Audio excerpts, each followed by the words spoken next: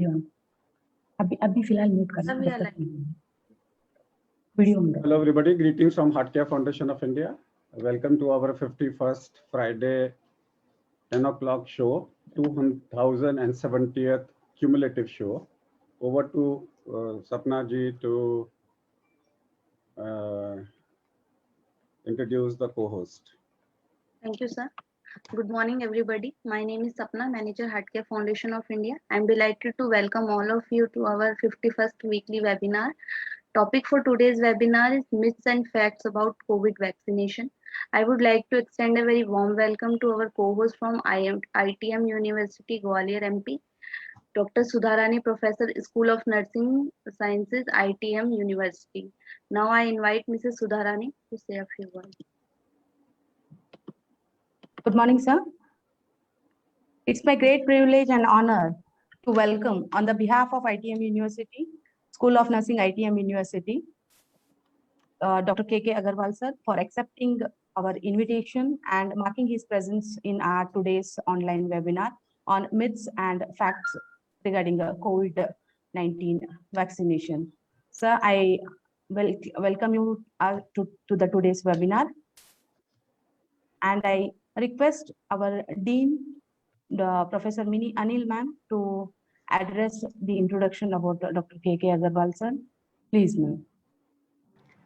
Good morning, everyone. Myself, Professor Mini Anil, Dean SONS, ITM University, hereby welcome everyone on behalf of ITM fraternity for the webinar session on the topic Myths and Facts about COVID vaccines. It is indeed my great pleasure to welcome an eminent personality, Padma Shri Dr. K.K. Agarwal, President of Heartcare Foundation of India and the past National President of Indian Medical Association. He has been awarded the Padma Shri, India's fourth highest civilian award for his contribution to the field of medicine. He is one of the pioneers of streptokinase therapy for heart attack in India and announced the technique of color Doppler echocardiography in India. He has been awarded FICCI Healthcare Personality of the Year Award 2016 and Limca Book of Record in CPR 10. As we all know about the ongoing vaccination drive against COVID-19, lots of myths about the COVID vaccines might have accumulated in our mind. So now, without further ado, we will turn the time over to Dr. K.K. Agarwal, our presenter today, to highlight and clarify the myths about COVID-19 vaccine. Over to you, sir. Just a reminder, please be sure to type your questions into the question box in your control panel so that we can discuss them at the end of session. Thank you very much. Thank you, everybody, Sudhar ji and Anil ji. Thank you for co-hosting this program. The topic today is myths and facts about the vaccine. That's what we are talking about. Facts तो बड़े clear हैं that we need a vaccine. There is no doubt about it. The fact is very clear that you have only two choices. Either you take the vaccine or you take the virus. There is no third choice with you. So I will pick up some slides to give some introduction, and that will answer all your queries. So people says vaccine से लोग मरते हैं, people are dying. But after the vaccine, if we see the overall pattern, the number of deaths have reduced from non-COVID situations. क्या Covid vaccine के बाद में लोग मरे हैं? यस, नॉर्वे में 33, यूके में 500, जर्मनी में 10, यूएस में 1637, हांगकांग में 6, यस, यूएस के अंदर में वैक्सीन के बाद में 1637 लोग मरे हैं. So what? My answer is so what? Vaccine नहीं देते तो कितने मरते? शायद ज्यादा।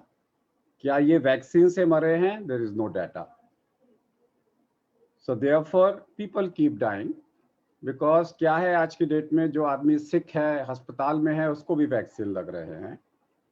So number of deaths after vaccination has crossed to be 2000. Most of them will die of a natural disease also, but so far nobody has died of a post-vaccine COVID or of a reinfection. Remember what I'm saying. Nobody has died of a post-COVID, post-vaccine COVID means vaccine के बाद में 2 हफ्ते, second vaccine के 2 हफ्ते के बाद में अगर आपको कोविड हुआ हो, अभी तक कोई मृत्यु नहीं हुई है, and nobody has died of a secondary infection, that means री इन्फेक्शन। बट अदरवाइज आपको देख के डर लगता है, माय गॉड, अमेरिका में 1637 मर गए, जर्मनी में इतने मर गए, इतने मर गए, इतने मर गए, सो डर लगता है। आज की डेट में you have to compare this with normal causes of death.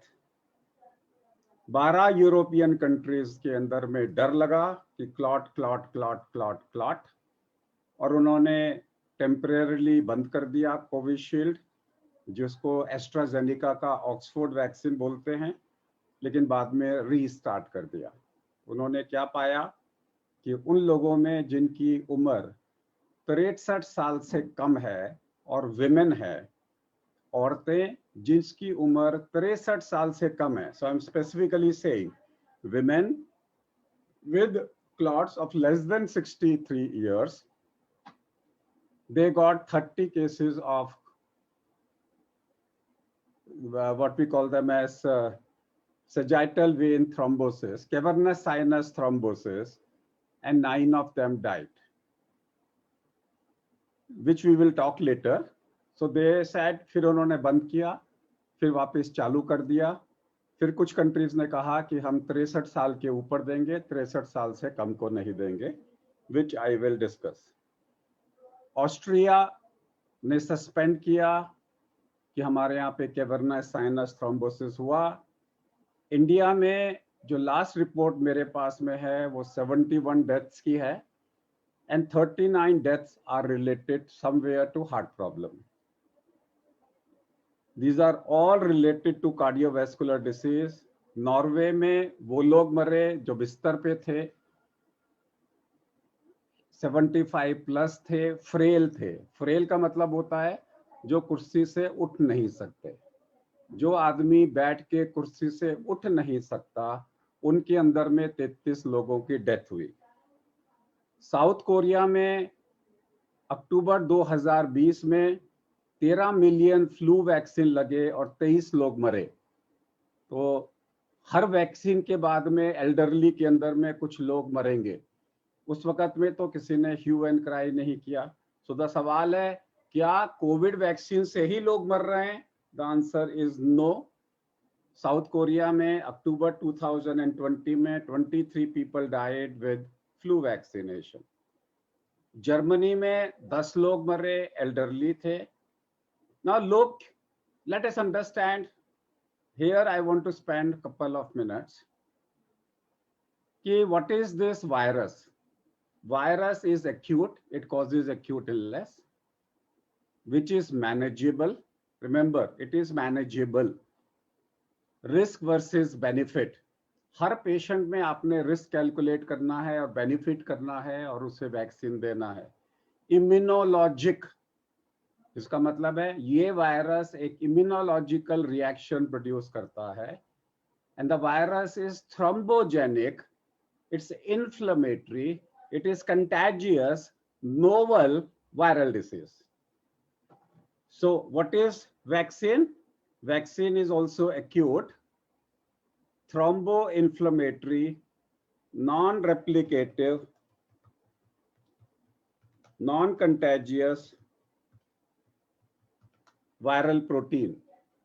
So the vaccine contains a novel, so it is a novel protein, which is acute, thromboinflammatory, non-replicative, non-contagious viral protein. So now let's try to understand. ये virus है, इस virus के अंदर में 3 layers हैं।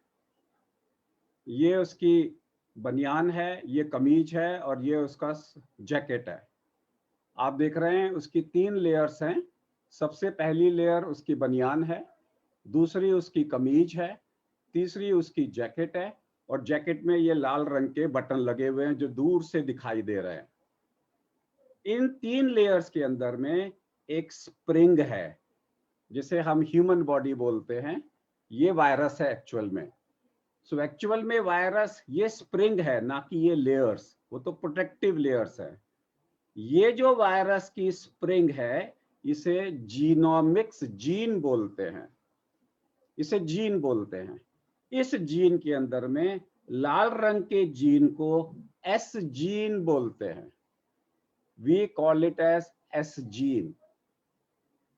अगर मैं इसके एस जीन को काट दूं, अगर मैं इसके एस जीन को काट दूं वायरल से और निकाल के अलग रख लूं, तो मैंने क्या किया, वायरस का S gene from the RNA, this is the RNA, इसका मैंने ये लाल रंग का हिस्सा काट लिया। अब काटने के बाद में मैंने इसको मेरी बॉडी में इंट्रोड्यूस कर दिया, तो वो मॉडर्ना और फाइजर का वैक्सीन हो गया।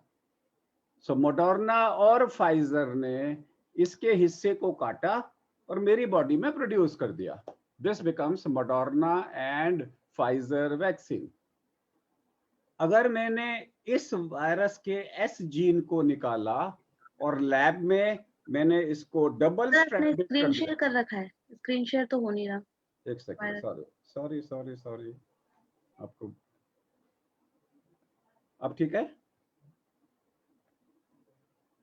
So this is what I said. This is the virus. You can see 3 layers, बनियान, कमीज, जैकेट और ये लाल रंग के बटन, एंड ये उसका स्प्रिंग जिसे आरएनए बोलते हैं, और ये इसका लाल रंग का एस जीन। सो जो लाल रंग का एस जीन है उसे काट के मैंने बॉडी में डाल दिया, तो वो मॉडर्ना और फाइजर वैक्सीन बन गया। अब मैंने इसको जो काटे हुए हिस्से है इसको मैंने डबल स्ट्रेंथ बना दिया, डबल हेलिकल बना दिया, तो ये डीएनए बन गया। तो इस वायरस के इतने हिस्से को काट के अगर मैंने डबल स्ट्रैंडेड बना दिया तो वो डीएनए बन गया। अब इस डीएनए को मेरी बॉडी में डालने के लिए मैंने एक दूसरे वायरस का इस्तेमाल किया, उसका नाम है एडिनो वायरस, और उस एडिनो वायरस में ये वाला जीन डाल दिया, लाइक ए कंगारू। तो ये मदर कंगारू हो गया, ये छोटा बेबी हो गया। अब ये जो वायरस है बाहर का एडिनो वायरस 3 प्रकार का होता है, adeno 5, adeno 26 and chimpanzee ODOX1। Chimpanzee वाला एडिनो वायरस लिया तो ऑक्सफोर्ड वैक्सीन, अगर मैंने एडिनो वायरस 26 लिया तो जॉनसन एंड जॉनसन का वैक्सीन, और अगर मैंने एडिनो 5 एंड एडिनो 26 लिया तो स्पुतनिक का वैक्सीन। ये अंदर का जो हिस्सा है वो सेम है, बाहर का वायरस डिफरेंट है, तो अंदर का जो आरएनए पोर्शन है वो सेम है। तो मैंने किया, इस वायरस के एस प्रोटीन के जीन को इस वायरस के माध्यम से मैंने बॉडी में डाल दिया। जब मैंने उसको बॉडी में डाला, ये मेरी मसल के अंदर में सेल है जहां मैंने वैक्सीन डाला, ये वायरस सेल के अंदर चला गया, सेल में जाके इसने डीएनए को न्यूक्लियस में चला गया, न्यूक्लियस में उसने एमआरएनए बनाया, एमआरएनए बाहर आ गया, और जब एमआरएनए बाहर आ जाएगा तो वो राइबोसोम को टेक ओवर करके अपने प्रोटीन्स बनाएगा, उसे बोलते हैं स्पाइक प्रोटीन। 3 स्पाइक मिलके एक स्पाइक बन जाएंगे, बटन बन जाएंगे। वो 3 हिस्सों में बनाएगा, 3 हिस्से मिलके स्पाइक प्रोटीन बन जाएंगे। यानी कि उस वायरस के, अब देखिए इस वायरस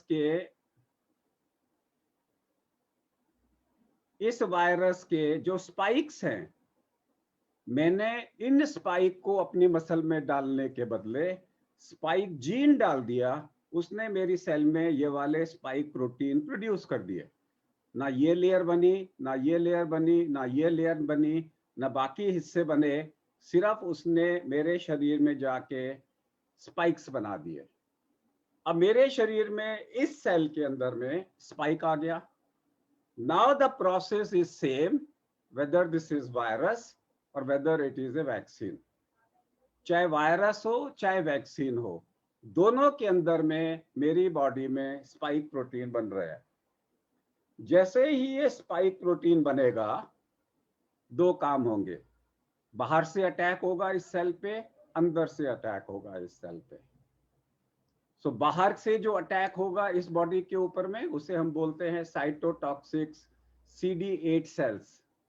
वो इसको आके सेल को मारने की कोशिश करेंगे, ये मेरी सेल हाईजैक हो गई है, इसको मार दो। इंटरफेरॉन गामा, CD8 सेल्स, और साथ में वो B सेल बनाएंगे कि जल्दी से एंटीबॉडीज बनाओ।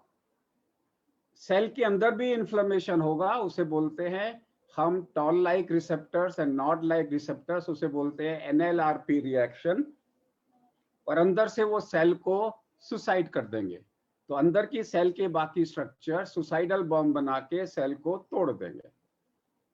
अब देखिए, चाहे वैक्सीन हो चाहे नॉर्मल वायरस हो, reactions are the same, but then what is the difference? The difference is कि नॉर्मल वायरस के अंदर में बार बार प्रोटीन नए वायरसेस बन रहे हैं, यहाँ पे नए स्पाइक बन रहे हैं, लेकिन नए वायरस नहीं बन रहे। क्योंकि नए वायरस नहीं बन रहे तो दूसरी नई सेल्स को वो इन्फेक्ट नहीं कर सकते। दूसरी नई सेल्स को वो नया वायरस की तरह नया वायरस प्रोटीन को डेवलप नहीं कर सकते। तो एक बार मैंने वैक्सीन की डोज डाल दी, उसके बाद में मेरी बॉडी फटाफट एंटीबॉडीज बना के इन सेल्स को मार देगी। Therefore, this protein also will cause some inflammation, will cause some thrombosis, and will also produce antibodies. So therefore, I say that this virus is, if you see this slide, this virus is novel, acute, thromboinflammatory, non-replicative, non-contagious viral protein. So therefore, some degree of reactions are expected, and that's normal. So no pain, no gain. Now let us see what happens in the body. Like any other drug, vaccine is a drug. Therefore, it can cause allergic manifestations. Like any other drug, this vaccine can also cause allergic manifestations. The only thing which is serious is anaphylaxis. We have till now 2 cases of anaphylaxis. This lady, which was labeled to be dying of COVID vaccine anaphylaxis, later on was confirmed it was not vaccine-induced anaphylaxis. So we have till today, out of 6 crore people, only 2 patients who developed anaphylaxis. 65-year-old male, first vaccine, 45-year-old male with second vaccine.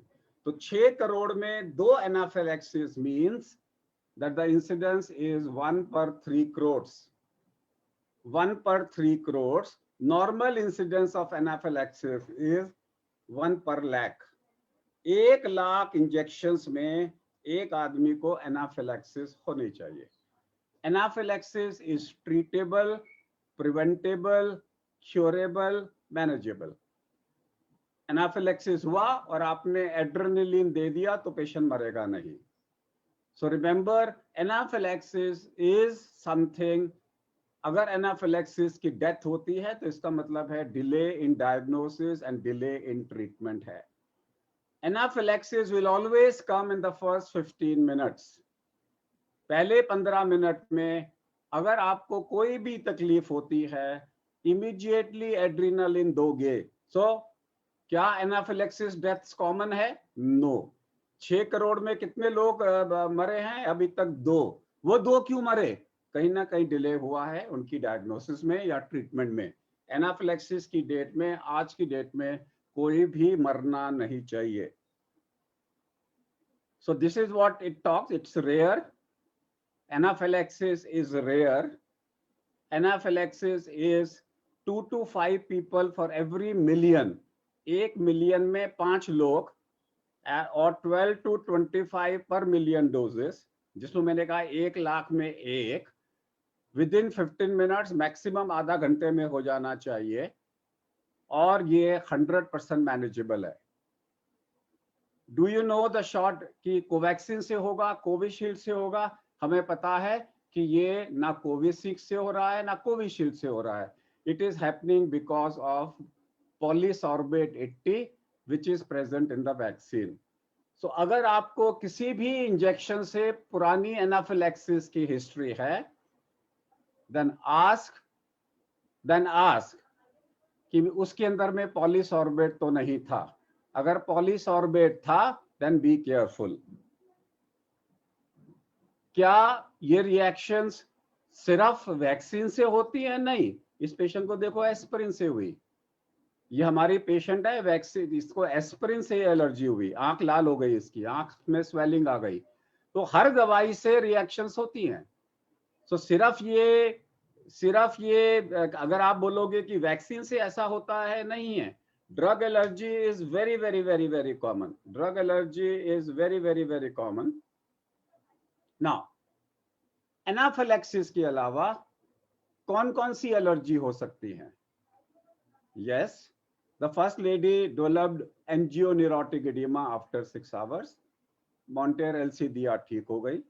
The second lady developed a rash in the neck. The third person and the fourth developed the urticarias, but these all occurred after 6 hours. So the second commonest reaction is a skin rash after 6 hours. कुछ नहीं करना, अगर हो गया तो आप सेट्रेजिन या फेक्सोफेनाडिन इनको दे दीजिए, ये ठीक हो जाएंगे। अगर आप इनको प्रिवेंट करना चाहते हैं तो खा के चले जाइए। तो अगर खा के जाएंगे तो 3 दिन तक खाएंगे on the day of vaccination and 2 days more. Otherwise ये कॉमन है, ये होगा, nothing to worry. So this is called non IgE mediated allergic reactions. ये है एक और एलर्जिक रिएक्शंस जिसे हम बोलते हैं कि जिस आर्म में आपने वैक्सीन लगाया उसमें लाली आ जाएगी। ये हमने New England Journal of Medicine में पढ़ा। This is something like BCG vaccination के बाद में रेडनेस। जैसे मॉन्टुक्स टेस्ट करते हैं और हाथ लाल हो जाता है, ये उस टाइप की रिएक्शन है। This comes after 48 hours to 10 days। ये हमने New England Journal of Medicine में पढ़ा। तो क्या इंडिया में भी हमें ये केसेस दिखाई दिए? Yes, medical doctor developed severe, जहां पे जिस आर्म में इंजेक्शन लगा था वहां पे स्वेलिंग, रेडनेस, इंड्यूरेशन। कोई ट्रीटमेंट नहीं करना, अपने आप ठीक हो जाएगा।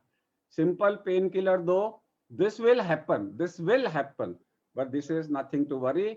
Another patient on the site of injection developed this rash.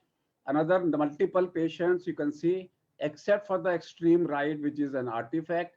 आप देखेंगे कि जहां पे साइट पे इंजेक्शन लगे हैं आपको मल्टीपल पेशेंट्स दिखाई दे रहे हैं जिनको अलग अलग टाइप के रैश आए हैं। जिस आर्म में आपको वैक्सीन लगा है उस आर्म में 48 आवर्स के बाद में रैश आता है। It means you are cell mediated immunity है। It is a good sign कि आपकी अच्छी इम्यूनिटी बन गई है। ये सबसे आखिरी में ये पेशेंट है जिसने रात को 11 बजे मुझे जगाया कि मेरे हाथ में रैश आ गया, भूल गई कि मेहंदी लगा रखी थी। ये मेहंदी का निशान है और ये रैश नहीं है।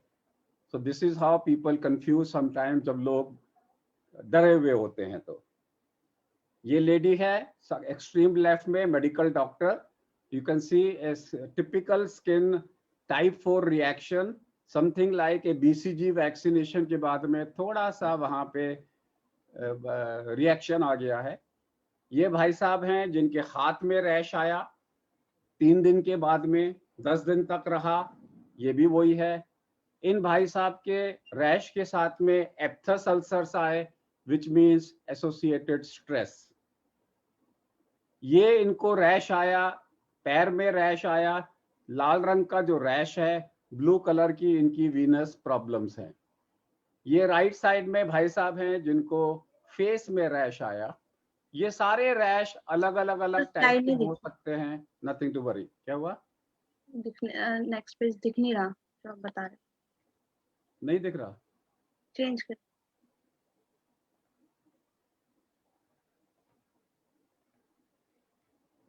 जो आप अभी दिखा रहे थे वो नहीं दिख रहा था, वो एक ही पेज पे रुक गया था, वो 4 चेंज नहीं हुआ.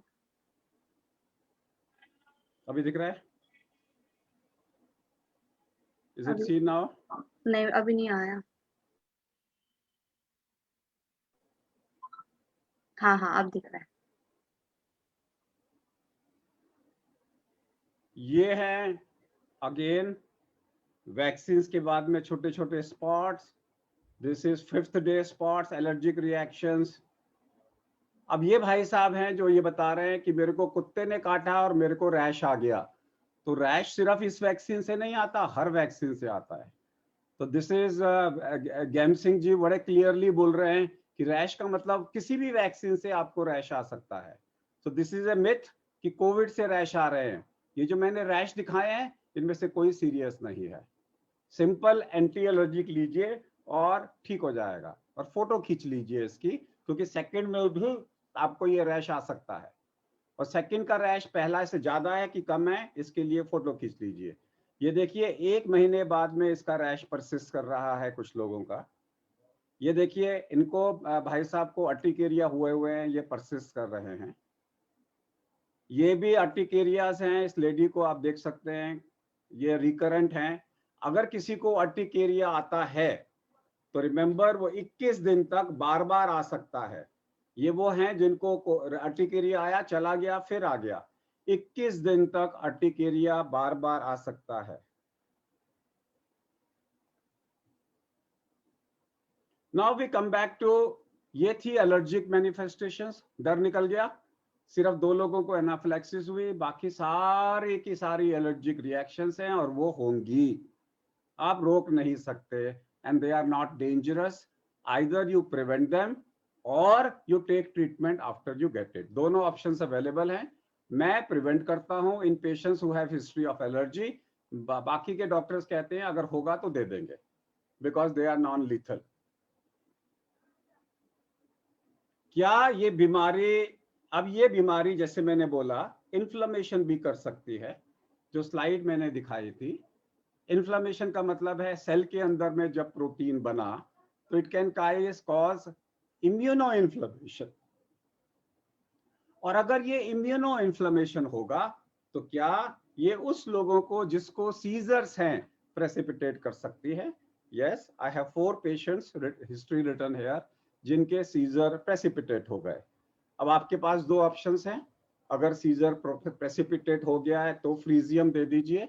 मैं ऐसे लोगों को फ्रीजियम खिला के वैक्सीन लगवा रहा हूं ताकि उनको सीजर प्रेसिपिटेट ही ना हो. थियोरेटिकली यस, अगर किसी को सीजर है तो वो प्रेसिपिटेट हो सकता है. घबराने की जरूरत नहीं है. It's like any other scissor.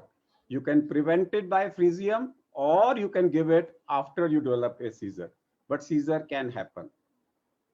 किसी की अगर एक्जिमा है उसको तो प्रेसिपिटेट हो सकता है. जैसे इस लेडी के कान में वैक्सीन लगने के बाद में 7th डे में इसका एक्जिमा प्रेसिपिटेट हो गया जो परसिस्ट कर रहा है. एक्जिमा की दवाई बढ़ा दीजिए या एंटीसिपेट करिए. पहली वाली लेडी को लिम्फ नोड एनलार्ज हो गया, which is also means cell mediated immunity बन रही है. सेकंड वाले को एपिस्क्लेराइटिस हो गई. 3rd and 4th वालों को लेफ्ट आई कंजक्टिवाइटिस हो गई. अगर कोविड-19 से ऐसा होता है तो वैक्सीन से भी ऐसा हो सकता है. ये चारों की चारों सेल्फ लिमिटिंग हैं, 4-5 दिन में अपने आप ठीक हो जाएंगे।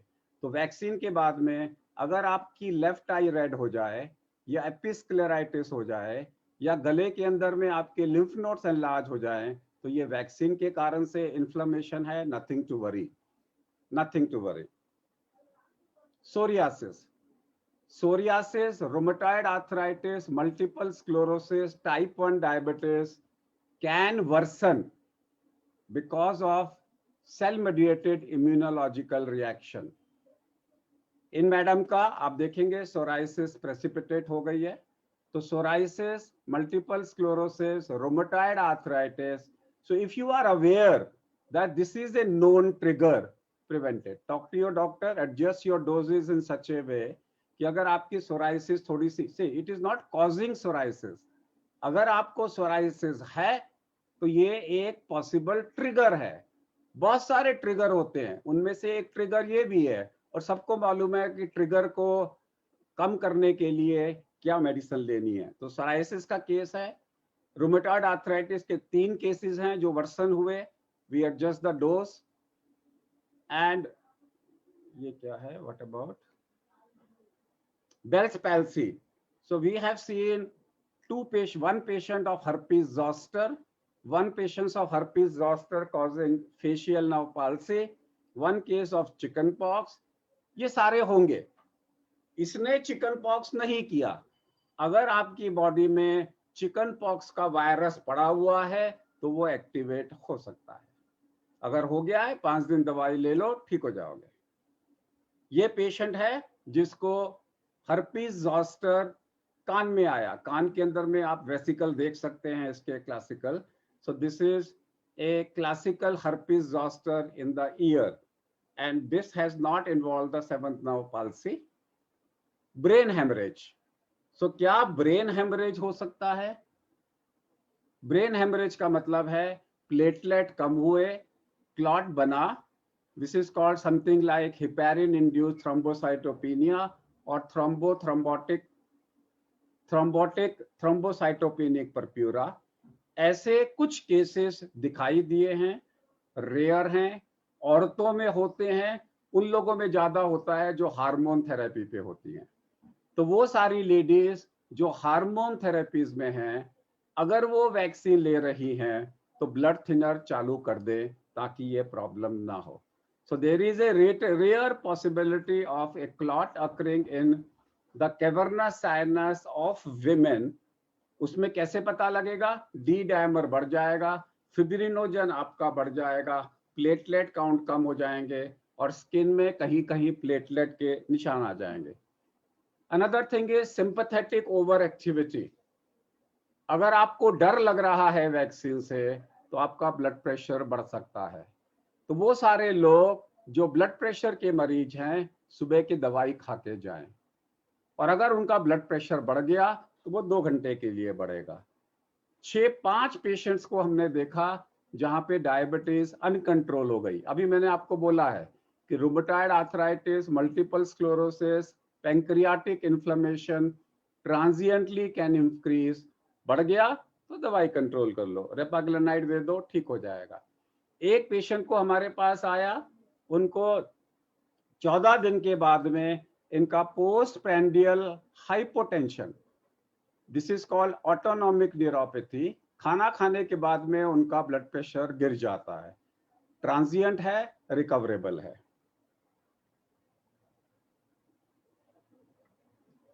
Now we talk about the clots, which I have already talked. Now this is one patient who developed high D dimer, but he developed superficial clots. We are not worried about superficial clots, but his D dimer increased, inflammation, his platelet count reduced, so we put him on. Now,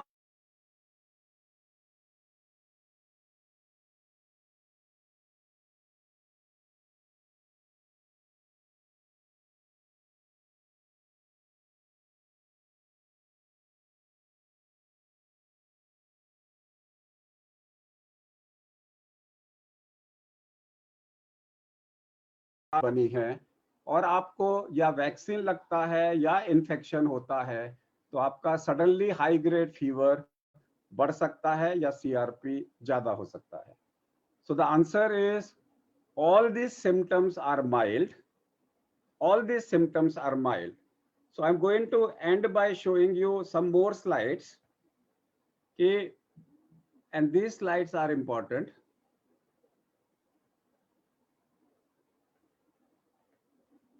अगर आपको diabetes है, अगर आपको diabetes है,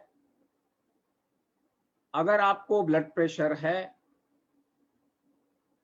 अगर आपको diabetes है, अगर आपको ब्लड प्रेशर है, और उसके अलावा एक सेकेंड मेरे को, I have to open it, और आपका कोलेस्ट्रॉल अनकंट्रोल्ड है, यस, अगर आपको डायबिटीज है, कोलेस्ट्रॉल अनकंट्रोल्ड है, आपका CRP ज्यादा है, then it can precipitate angina in.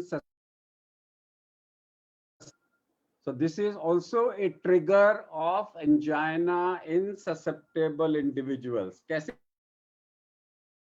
कैसे पहचाने? अगर उनके शरीर में कालापन है, आर्म पिट पे, एल्बो में, गर्दन में, छोटे यहाँ पे स्किन टैग्स आ गए हैं, वॉट्स आ गए हैं, लड़कियों के बाल आ गए हैं, पेट आगे निकला हुआ है, जगह जगह कालापन है, माथे पे कालापन है, आंखों के नीचे कालापन है, छोटे बच्चे.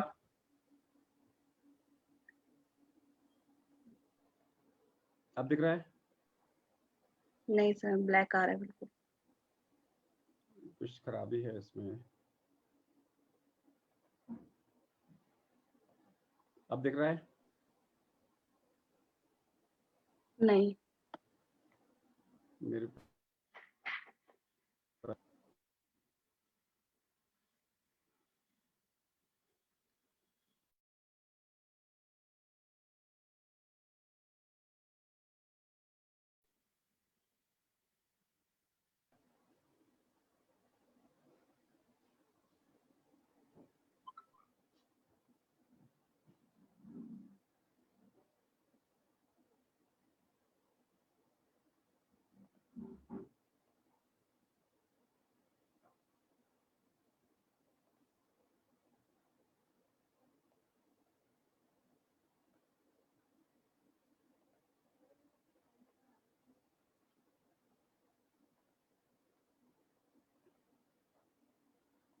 अभी दिख रहा है? अब हाँ दिख जी रहा है? सर, आप दिख रहे हैं. हाँ जी. तो अगर आपके चेहरे पे कहीं ना कहीं पे कालापन है, अगर आपकी बॉडी में कहीं पर भी कालापन है, लड़कियों के बाल आ रहे हैं, पेट आगे निकला हुआ है, कोहनी काली है, माथा काला है, आंखों के नीचे कालापन है, जगह जगह छोटे आपका कालापन है, आप देख सकते हैं कालापन कितना है. ये सारे के सारे प्रोकोएगुलेटिव फेज हैं. इनके साथ में अगर आपको अंडरलाइंग हार्ट ब्लॉकेजेस हैं, रिमेंबर, अगर इनके साथ में आपको अंडरलाइंग साइलेंट ब्लॉकेजेस हैं, देखो हार्ट अटैक होने के लिए क्या क्या चाहिए? Number 1, active metabolic syndrome with procoagulable stage. Number 2, silent heart blockages. Number 3, that silent blockages must have a vulnerable plaque, and amongst the vulnerable plaque we require a very thin fibrous cap, तब vaccine heart attack precipitate कर सकता है. So this phenomena of getting a heart attack with vaccine is like any other trigger. So over to people to ask questions.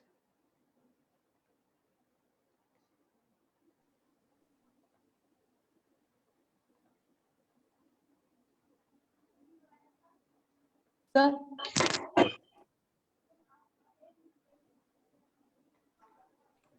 Yes, I'm open for question answers, and myself and Yes, Dr. Kalra are open for question answers. Dr. Kalra may like to add something.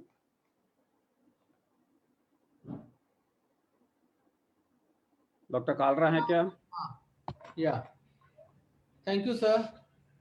I think ये आज का जो है very useful information कि ये जो भ्रांति है, लोग थोड़ा सा हेसिटेंट हैं वैक्सीन लगवाने से, ये आपने पूरा क्लैरिफाई किया कि वैक्सीन, ये दोनों वैक्सीन जो इंडिया में अप्रूव हुई हैं, दोनों ही जो वैक्सीन्स हैं वो after a full trial for safety and efficacy वो इंश्योर करने के बाद ही गवर्नमेंट ने अप्रूवल दी है। और लाइक एनी अदर वैक्सीन, कोई भी आप वैक्सीन छोड़िए, कोई दवाई लेते हैं आप, आपको याद होगा पहले बहुत सल्फा, लोगों से सल्फा खाते थे या पेनिसिलिन इंजेक्शन लगते थे तो कितनी एलर्जिक रिएक्शंस होते थे। तो ये जो है सम रिएक्शंस, ये तो हर दवा में, हर दवाई में, इवन दवाई छोड़िए, इवन पौधों से भी देखिए, कई दफा आप देखते हैं कोई ना कोई साइड इफेक्ट या रिएक्शंस बॉडी में होते हैं। These are natural. ये कोई डरने का कोई वो नहीं है कि इससे डेथ हो जाएगी। कि पूरी एफिकेसी एंड सेफ्टी स्टडी करने के बाद ही जो है ये गवर्नमेंट अप्रूवल देती है। और लाइक एनी अदर वैक्सीन, हर वैक्सीन के कोई ना कोई एलर्जिक रिएक्शंस या अदर साइड इफेक्ट्स होते हैं। ऐसे ही कोविड का भी जो है वैक्सीन का भी कुछ ना कुछ, क्योंकि एक्सपेक्टेड है, क्योंकि ये जो वैक्सीन है क्या, जो वायरल नेचुरल इन्फेक्शन वायरस कर रहा है उसी का ही, तो या तो उसको हम डेड करके, उसको वो करके एटेन्यूएट करके, उसको किल करके या पैरालाइज करके, या फिर उसका एक पोर्शन जो डॉक्टर साहब ने अभी समझाया, डायग्राम पे भी समझाया, उसका एक जेनेटिक स्ट्रक्चर का छोटा सा पार्ट जो कि मेन इंपॉर्टेंट है फॉर ट्रांसमिशन और इन्फेक्शन के लिए, उसको जो आप इंट्रोड्यूस करते हैं किसी के बॉडी के अंदर, तो सेम रिएक्शन ही तो एक्सपेक्टेड है। पर ये रिएक्शन जो वैक्सीन से होता है वो कंट्रोल्ड वे में और थोड़ा सा कम होता है, इतना नहीं होता कि जितना कि नेचुरल इन्फेक्शन करता है, वो जो कॉम्प्लिकेशंस होती हैं। ये जो है सारी की सारी कंट्रोल्ड वे में माइल्ड रिएक्शंस तो नॉर्मली एक्सपेक्टेड हैं। और रही एलर्जिक रिएक्शंस की बात, वो तो किसी चीज से भी हो सकता है, तो वैक्सीन से भी, इस वैक्सीन से भी हो सकता है।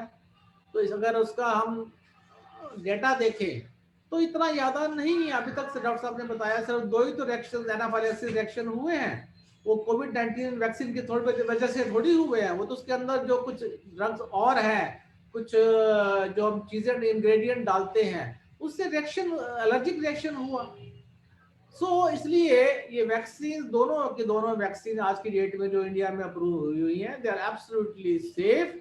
और हमें जो है एक यही तरीका है कि इस ट्रांसमिशन को, इस पैंडेमिक को हम इसका ट्रांसमिशन रोका जाए इस थ्रू वैक्सीन। इसलिए जल्दी से जल्दी जो भी एलिजिबल इंडिविजुअल्स हैं एज पर गवर्नमेंट पॉलिसी, सब जाके वैक्सीन लगवाएं और be prepared for mild symptom, mild side some effects, वो ट्रीटेबल है। और कुछ जो है प्रिकॉशंस की जरूरत है, जो कोमॉर्बिड पेशेंट्स हैं, जो फ्रेजाइल हैं, उनको डॉक्टर से कंसल्ट करके वैक्सीन लगवाएं, दैट्स ऑल। इसलिए कोई डरने की कोई बात नहीं है। Thank you. Over to doctor K Agarwal now, back. Yes. A few questions, sir. How many days after COVID vaccine, means how many after the COVID infection, the vaccine needs to be taken, sir? Covid के होने के 3 महीने बाद। अगर आपको non Covid हुआ है तो 3 महीने वेट करेंगे। Which are the signs after the vaccination should be considered as serious? Only in the first half an hour, if you get anaphylactic reaction, which is the job of the vaccination center. And after that, for the first month, you will watch yourself for any inflammation or thrombosis trigger. If you are high risk, susceptible patient, otherwise no. There are reports, people saying that after vaccine, they are getting infection. Which, How yes, far? Yes, that is very common. पहले vaccine के बाद में आपको अगर between first vaccine and second vaccine अगर आपने ध्यान नहीं दिया तो आपको इन्फेक्शन होगा. You can stop it because अभी आपके अभी एंटीबॉडीज नहीं बनी है. पहले वैक्सीन के 2 हफ्ते बाद में अगर आपको कोविड होता है या दूसरे वैक्सीन के 2 हफ्ते बाद में आपको कोविड होता है तो माइल्ड होगा. याद रखिए, efficacy of the virus vaccine is only 70%. सो 30% लोगों को इन्फेक्शन होगा, आप रोक नहीं सकते, लेकिन माइल्ड होगा, मरेंगे नहीं. How many days after the vaccination the antibodies will be produced?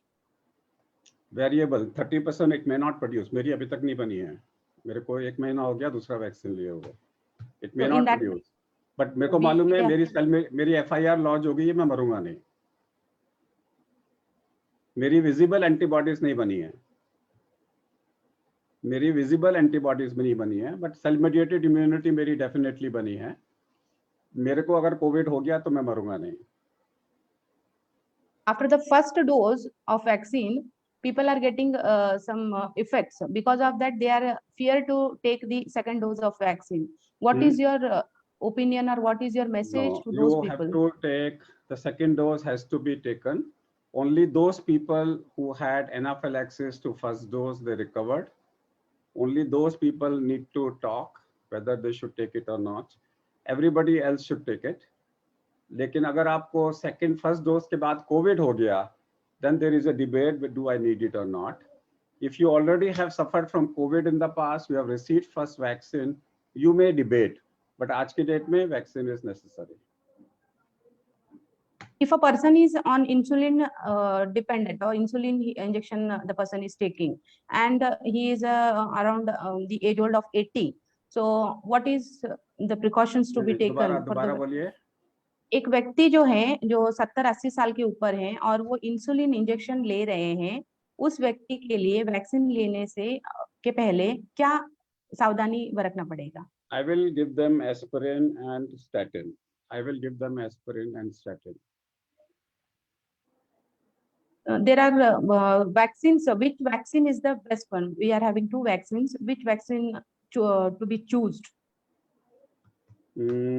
If you are a very high risk, elderly, comorbid, I will give Covaxin. If you are healthy, anyone. If you are comorbid or elderly or a very high risk, irrespective of the age, I will give you Covaxin. My personal choice. If any side effects are there after the vaccination, is there necessary to take any medicines? Depends upon the side effects. Symptomatically, you may need to be treated. Symptomatically. Can the vaccine be taken on empty stomach? Ideally, yes. Ideally, yes. But you can take it even after food. The anaphylaxis, अगर किसी को rare है, 1 करोड़ में 1 को anaphylaxis होगी, तो उस time पे हमें चाहिए होता है fasting हो, but doesn't matter. In a home, if anyone is positive, if there are 4 members and if 2 members are positive and 2 are negative, will you suggest the negative people to take the vaccine? At this moment, no. At this moment, when somebody is in the family suffering from COVID and there is a COVID exposure, I will not go for the vaccine. And after how many days the family need to take the vaccine? जब वो non-infectious हो जाए. After 3 months, sir? No, non-infectious. Completely. जिनको COVID नहीं हुआ है, and if they are staying with somebody with who is positive, so then I will wait for 14 days. And the one who has infected, they can go after 3 months. 3 months. That's what the government recommendation is. Heart patients having left bundle blockage can take vaccine? Depends upon their ejection fraction. LBB usually may have a ejection fraction which is low. So if they have low ejection fraction, then I will make sure that their disease is under control. Because if there is a low ejection fraction, if they develop over-sympathetic reaction, then they may be in problem. So I will make sure that their disease is under control, and I give them a beta blocker in the morning and then go send them. Sir, one more question from my side. It is, can every person who want to get vaccinated, is it necessary to get checked before the platelet count and the PCR? High The risk, CRP, yes. sorry, CRP. High risk, yes, not in the normal risk. See, remember, government has very clearly said the vaccine outweighs the benefits over the risk. That means in every patient, I have to calculate the risk and give the vaccine. Remember, very clear cut, WHO, CDC, European guideline, DCGI, everybody says कि vaccine का फायदा ज्यादा है, नुकसान कम है. वो किसको देखना है नुकसान कम फायदा? पेशेंट में. तो हर पेशेंट को आप इवैल्यूएट करेंगे कि अगर इसको क्लॉट आ गया तो कैसे पहचानूंगा, इन्फ्लेमेशन हो गया तो कैसे पहचानूंगा, अगर इसको एनाफिलैक्सिस हो गई तो कैसे ठीक करूंगा. So you have to anticipate a complication and treat it.